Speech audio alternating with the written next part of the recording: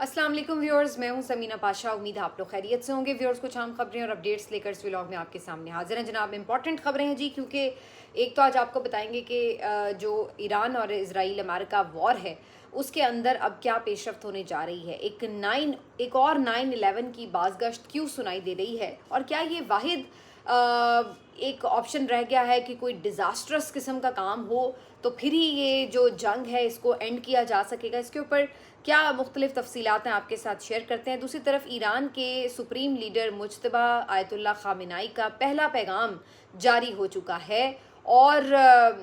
मुज्तबा खामेनाई जिनके बारे में कुछ बहुत ज़्यादा लोग बात नहीं कर पा रहे थे, क्योंकि उनका ये कहना था कि वो बहुत कम गो हैं, उनके कोई रिकॉर्ड में वीडियोस वगैरह या कोई उनके स्टेटमेंट्स नहीं है, लेकिन जो पहला ही उनका पैगाम है वो कितना ज़्यादा स्ट्रॉन्ग है और क्या उससे मैसेज मिलता है उस पर बात करेंगे।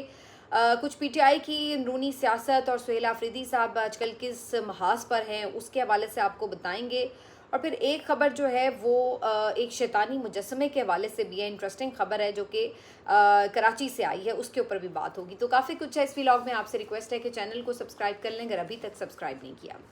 जी, सबसे पहले बात कर लेते हैं कि ख़ित्ते में जो जंग की सूरत हाल है उसके हवाले से क्या क्या चीज़ें जो है वो इम्पॉर्टेंट हैं और क्या होने जा रहा है। तो सबसे पहले तो इस सिलसिले में जो इम्पोर्टेंट चीज़ है वो ये कि आपको पता है कि शहबाज शरीफ साहब जो हैं वो पहुंचे हुए हैं सऊदी अरब, और वहाँ पर ये ख़बरें अब ज़ाहिर है डिस्कशन में हैं कि आखिर इस दौरे का मकसद क्या था, हंगामी तौर पर उनको क्यों बुलाया गया, और क्या कोई फ़ैसला कुन कार्रवाई होने जा रही है ईरान के ख़िलाफ़, या फिर जो शहबाज शरीफ साहब एक कोशिश कर रहे हैं कि सऊदी अरब और ईरान की जो कशीदगी है वो कम हो सके। इस सिलसिले में उन्होंने कल जो ईरानी सदर हैं उनसे बात भी की थी, तो उन्होंने जो जवाब दिया है, उनसे जो उनकी सारी टॉक हुई है उससे मुतालिक अहम पैगाम लेकर वो सऊदी अरब गए हैं। तो वहाँ पर क्या उनको रिस्पांस मिलता है, ये तमाम चीज़ें जो हैं वो बड़ी इंपॉर्टेंट हैं, क्योंकि याद रहे कि पाकिस्तान और सऊदी अरबिया का एक दिफाई मुआहदा है, और अगर ये मामला जो है किसी वजह से एक आप कह लें कि जंगबंदी की तरफ, सीज़ फायर की तरफ नहीं जाता, कम अज़ कम सऊदी अरब और ईरान के हद तक, तो फिर पाकिस्तान के लिए मज़ीद बहुत देर न्यूट्रल रहना खासा मुश्किल हो जाएगा। और पाकिस्तान की अभी तक की यही कोशिश थी कि न्यूट्रल रहें और ना तो ईरान की बहुत साइड लें ना ही सऊदी अरबिया की साइड लें, लेकिन अभी तक तो ये मामला वो दोनों में कुछ समझा बुझा के चलाने की कोशिश की जा रही थी। लेकिन अल्टीमेटली अगर ये मामला ज़्यादा बढ़ता है, जो कि आगे बढ़ता नज़र आ रहा है, उसकी वजह है कि जो मुज्तबा खामेनाई का पहला ही पैगाम सामने आया है वो बहुत इम्पॉर्टेंट है।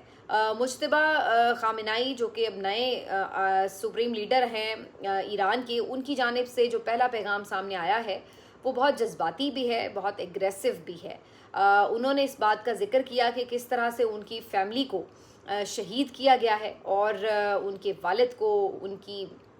अहलिया को, उनके भांजी और भांजे को, बहुत सारे लोगों को एक साथ फैमिली में शहीद किया गया। और वो कहते हैं कि अल्लाह ताला उनको सब्र दे, और वो ये भी कहते हैं कि जो सुप्रीम लीडर का कत्ल है उसका बदला लिया जाएगा। तो ये जो उनके अल्फाज हैं कि जो जारहियत मुसल्लत की गई है ईरान के ऊपर उसका बदला लिया जाएगा, ये बहुत इंपॉर्टेंट बात है। उन्होंने ये भी कहा कि जो बच्चियां शहीद की गई हैं स्कूल की, उनका बदला लिया जाएगा। ये जंग अब ऐसे ख़त्म नहीं होगी कि जी हम कहें कि जी ठीक है उन्होंने ख़त्म कर दी तो ख़त्म हो गई।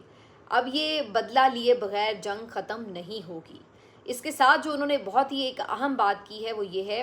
कि ये जंग उस वक्त तक जारी रहेगी जब तक कि ख़ित्ते में से अमरीकी अड्डे मुकम्मल तौर पर ख़त्म ना हो जाएं, अमरीकियों को मुकम्मल तौर पर यहाँ से निकाल ना दिया जाए। तो गोया वो ये वाज़े तौर पर कह रहे हैं कि जो अरब ममालिक हैं, जो खलीज में जितने अरब ममालिक ने अमेरिका को अड्डे दे रखे हैं, इसराइल से ताल्लुकात बना रखे हैं, उन्होंने वाज़े तौर पर अब ये कहा है कि जब तक उनके अड्डे यहाँ पर मौजूद हैं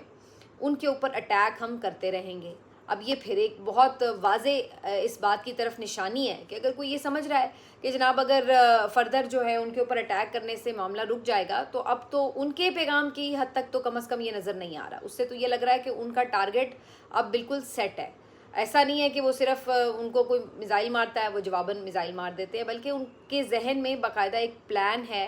एक वाज़े टारगेट मौजूद है कि अब इस जंग को वंस फॉर ऑल हमें ख़त्म करना है। और उसके लिए वो समझते हैं कि जब तक इन अरब ममालिक के अंदर ये अड्डे मौजूद रहेंगे और अमेरिका की एक हेजमनी, एक प्रेजेंस जो है वो इस रीजन में रहेगी, उस वक्त तक ये ख़तरात बार बार के ख़तरात मंडलाते रहेंगे कि जंग कभी भी छिड़ सकेगी, और हर वक्त ईरान के ऊपर जंग मुसल्लत करने के हवाले से थ्रेट्स रहेंगे। तो वो ये समझते हैं कि अब जंग शुरू हो तो गई ही है, तो अब इसको किसी मंतकी अंजाम तक पहुँचाया जाए। तो उन्होंने वाज़े तौर पर इस पर कहा है कि जनाब ख़ित्ते में तमाम जो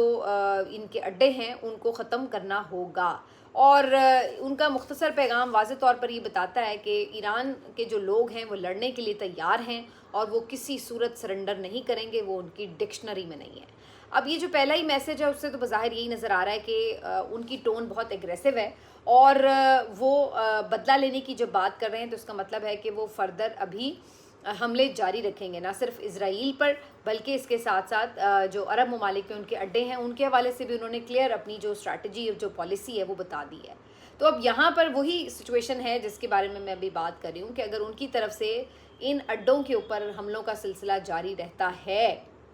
तो फिर अल्टीमेटली पाकिस्तान के ऊपर ये दबाव होगा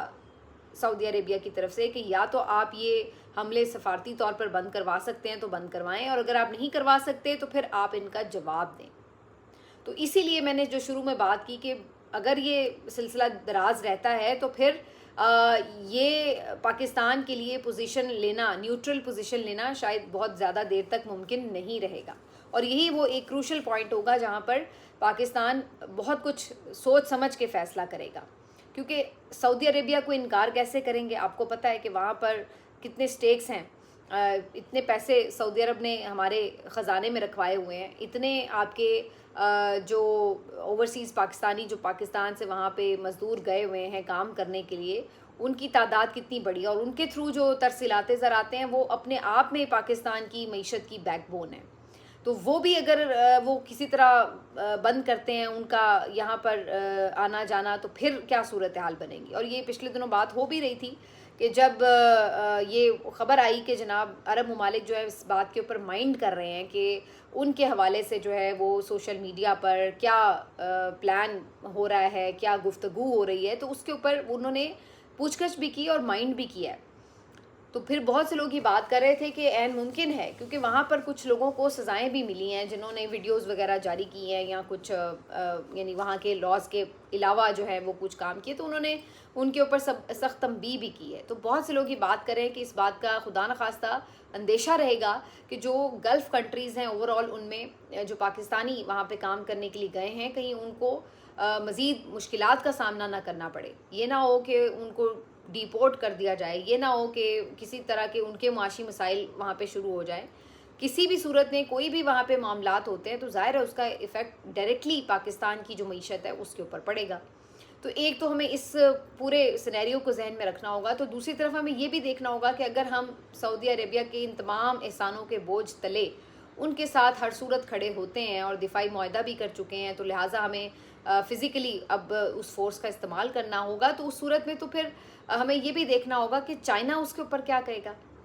रशिया का उसके ऊपर क्या स्टांस होगा। चलें रशिया के साथ तो शायद हमारे उस हद तक स्टेक्स नहीं हैं कि उन्होंने कोई हमें फाइनेंशियली उस तरह की एक बैकबोन कोई मुहैया की है, लेकिन चाइना तो आपको पता है ना सिर्फ ये कि हमारे दिफा के हवाले से बल्कि हमारी मईशत के हवाले से भी हमारा स्ट्रेटेजिक पार्टनर है। तो उनके साथ भी हम किसी तरह की भी आप कह लें कि कोई नाराज़गी इस तरह की मोल नहीं ले सकते। तो ये एक बहुत ही दो धारी तलवार पर चलने वाली सिचुएशन है जो कि पाकिस्तान के लिए आ सकती है आने वाले दिनों में। ट्रंप कह रहे हैं कि हम 1 घंटे के अंदर पूरी बिजली ख़त्म कर सकते हैं ईरान की, जिसको कई महीने लग जाएंगे उनको सेटल करने में, फिर भी इनसे सेटल नहीं होगी। तो आगे से उनका भी जवाब आता है कि हम अगर फिर गल्फ़ की रीजन की बिजली बंद करेंगे आपको तो 1 घंटा लगेगा, हमें तो आधा घंटा लगेगा। तो फिर आप भी सोच लें, तो वो तो हल्के नहीं हो रहे, वो तो कहते हैं तुर्की बतुर्की हम आपको पूरा का पूरा हिसाब किताब करेंगे, जो आप करेंगे वो हम करेंगे। अगर कोई इधर से किसी ऑयल डिपो के ऊपर मिसाइल मारा जाता है, बम मारा जाता है, तो इधर से वो भी किसी उसके ऊपर जो है निशाना बांध लेते हैं। इधर जो आबनाए हुर्मुज से गुजरने की कोशिश करता है तेल बरदार जहाज़, तो वो इसको आग लगा देते हैं। तो उनके अहदाफ तो बड़े क्लियर हैं और वो इन चीज़ों को हासिल करने में किसी किस्म की कोई हिचकिचाहट का भी शिकार नहीं है। तो ये तमाम चीज़ें जो हैं वो ज़ाहिर सी बात है पाकिस्तान के लिए एक बहुत ही खौफनाक सूरत हाल को आगे चल के जन्म दे सकती हैं। लेट्स सी कि अगर ओवरऑल ही एक मुल्क सिक्योर हो और ये जंग ही ख़त्म हो जाए सिरे से, तो वो एक अलग कहानी बन सकती है। लेकिन एक अच्छी खबर ये कि चाइना ने कुछ मीडिएशन करके पाकिस्तान और अफगानिस्तान के दरमियान जो एक टेंशन थी उसको थोड़ा सा ईज़ आउट ज़रूर किया है, और वहाँ से ये खबरें आ रही हैं कि फ़र्दर वहाँ पे जो कशीदगी थी उसको रोका गया है। अच्छा जी, दूसरी तरफ जो इसमें एक अहम खबर आज ये भी आई है ईरानी मीडिया की तरफ से कि जो आयतुल्ला खामिनाई हैं उनकी अहलिया, जिनके बारे में पहले ये खबर आई थी कि वो शहीद हो गई, उनके बारे में आज उनकी खबर आई है कि वो शहीद नहीं हुई बल्कि वो ज़िंदा हैं। वैसे मज़े की बात यह है कि बहुत से लोग ये भी बात कर रहे थे आयतुल्ला खामिनाई की शहादत के 2 या 3 दिन बाद से ही ये बातें शुरू हो चुकी थी कि उनकी शहादत सिरे से हुई नहीं है, और ये ऐन मुमकिन है कि जानबूझकर ये ख़बर जो है वो फैलाई गई और उसके बाद इसको जो है इसी तरह से चलने दिया गया। तो ये लोग बहुत सी अफवाहें इस तरह की उड़ने लगीं कि आयतुल्ला खामिनाई शहीद नहीं हुए। कुछ ये भी आपने देखा कि उनकी ना आखिरी रसूमात हुई, ना उस तरह से तदफीन की कोई फुटेज या कोई ख़बर जारी हुई, तो उसकी वजह से ऑटोमेटिकली लोग ये सोचने लगे कि कहीं ऐसा तो नहीं कि वो शहीद हुए ही नहीं। और जानबूझकर जब अमेरिका की तरफ से ये खबर आई कि जी वो शहीद कर दिए गए हैं, तो उन्होंने आगे कहा कि अच्छा फिर इसी को मामले को आगे उसी तरह लेके चलते हैं। लेकिन खैर ऐसा तो नहीं है, जाहिर है इतनी बड़ी बात तो नहीं छुपाई जा सकती। और दूसरी बात ये कि फिर आगे अब अगले सुप्रीम लीडर का इंतखाब भी हो चुका है, तो जाहिर है ये तो मुमकिन नहीं है। लेकिन बहरहाल उनकी अहलिया के हवाले से ये खबर ज़रूर आई कि वो शहीद नहीं हुई बल्कि वो ज़िंदा हैं। अच्छा जी, एक तरफ तो अब ये वॉर वाला सिलसिला जारी है, लेकिन दूसरी तरफ एक और अहम ख़बर जो है वो इस हवाले से भी आपको दे दें कि पीटीआई क्या कर रही है। जी, पीटीआई के हवाले से जो इंटरेस्टिंग बात है वो ये कि सुहेल आफरीदी साहब जो हैं उन्होंने आज आज़ादी या मौत ये वाला जो कंटेनर तैयार करवाया था उसका दौरा किया है, जाके उसके इंतज़ामात वगैरह देखे हैं। पहले कुछ दिन पहले भी उन्होंने जाके उसको ज़रा हाथ वाथ लगाया था, देखा था, तो उस वक्त भी बड़ी खबर बनी थी कि क्या कोई तैयारी है लॉन्ग मार्च वगैरह की। तो देखिए जी, रमज़ान अब तकरीबन ख़त्म होने वाला, आखिरी अशरा चल रहा है और उसके बाद है ईद। ये भी कुछ लारा था कि चलें रमज़ान के आखिर तक में इमरान खान साहब को कुछ रिलीफ मिल जाएगा, शायद उन्हें अस्पताल मुंतकिल कर दिया जाए, वो भी मुमकिन नहीं हुआ। तो अब तो पीटीआई के ऊपर एक बर्डन है, और वो बर्डन है कि उन्हें अब ईद के बाद कुछ ना कुछ तो ऐसा मूव लेना है जिसकी वजह से उनके जो कारकुन हैं उनको वो सेटिस्फाई कर सकें, उनकी फैमिली को सेटिस्फाई कर सकें। तो अब वो मूव क्या हो सकता है? तो सुहेल आफरीदी साहब के ऊपर तो प्रेशर और बढ़ाया गया है। अभी 9 मई के मुकदमे में रेडियो पाकिस्तान जलाने की जो इमारत थी उसके मुकदमे में उनको बाकायदा तौर पर नामजद कर दिया गया है। ये अपने आप में वैसे एक लतीफ़ा है कि 2.5 साल बाद एक नए शख्स को नामजद किया गया, जबकि उससे पहले वो उस मुकदमे में नामजद नहीं थे। तो ये सारी चीज़ें ज़ाहिर है कि टैक्टिक्स हैं प्रेशर बढ़ाने की। अगेन उनको ये एक मैसेज दिया गया है कि जी आपको भी 10 साल सज़ा हो सकती है इस मुकदमे के तहत, तो वज़ारत आला भी जाएगी और जेल भी जाएंगे। तो आप इस तरह की चीज़ों से बाज रहें। अब फ़ैसला सुहेल आफरीदी ने करना है कि उन्होंने अपनी नाअहली, अपनी वजारत से हाथ धोना, ये सब बर्दाश्त करना है, या उन्होंने इमरान खान साहब के नाम के ऊपर जो आके बातें की थी उनको साबित करना है और कोई बहुत बड़ी एहतजाजी तहरीक चलानी है। तो अब ये उनके लिए भी, जिसको कहते हैं ना वक्त घड़ी की टिक टिक जो है वो बिल्कुल बड़ी तेज़ी से चल रही है, और इसके ऊपर अब ईद के बाद उन्हें हर सूरत कोई ना कोई कदम उठाना होगा। और कुछ हमारे वाकफ़ान हाल ये बताते हैं कि उन्होंने अपनी पार्टी से ये डिस्कस भी किया है कि अब उनके लिए मुमकिन नहीं है कि वो ज़्यादा देर इस मामले के ऊपर खामोश रह सकें। तो अब अल्टीमेटली उन्हें कुछ ना कुछ जो है वो करना है, और ये बात वो अपनी पार्टी क़यादत से डिस्कस कर चुके हैं। तो ये वाली जो चीज़ है ये भी आज जो है सामने आई है। बाकी देखते हैं कि वो क्या कोई लॉन्ग मार्च अनाउंस करते हैं और उसका कोई फ़ायदा होगा, या फिर वो कोई पहले की तरह काउंटर प्रोडक्टिव ही निकलेगा मामला। अच्छा जी, अब लास्टली आपको बता दें कि एक ख़बर चल रही थी जी कुरंगी में एक शैतानी मुजस्समे के हवाले से, और ये बाल जो एक आप कह लें कि माबूद बनाया गया था, जिसका ज़िक्र जो है वो मसीहियत में भी है, यहूदियत में भी है। तो यहूदियत के साथ इसको बड़ा मंसूब किया जाता है, क्योंकि ये उस दौर के वक्त यानी इस टाइप का वो मुजस्समा था जो कि एक बैल की शक्ल है गालिबन, जो कि जैसे एक किंग की तरह कुर्सी पे बैठा हुआ है।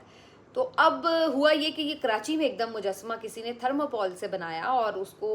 जब सामने देखा किसी ने उसकी वीडियो बनाकर, और सोशल मीडिया पर डाल दी कि ये क्या हो रहा है, यहाँ पर कोई यहूदियत को फ़रोग़ दिया जा रहा है क्या, ये क्या मुजस्समा है और इसको क्यों बनाया गया है और इसका क्या मकसद है। तो वो बाल का जो मुजस्समा है उसने वबाल खड़ा कर दिया। उसके बाद जो है वो बाकायदा पुलिस एक्टिव हो गई और उन्होंने जाके मुजस्समा अपनी तहवील में ले लिया। फिर जिस शख्स ने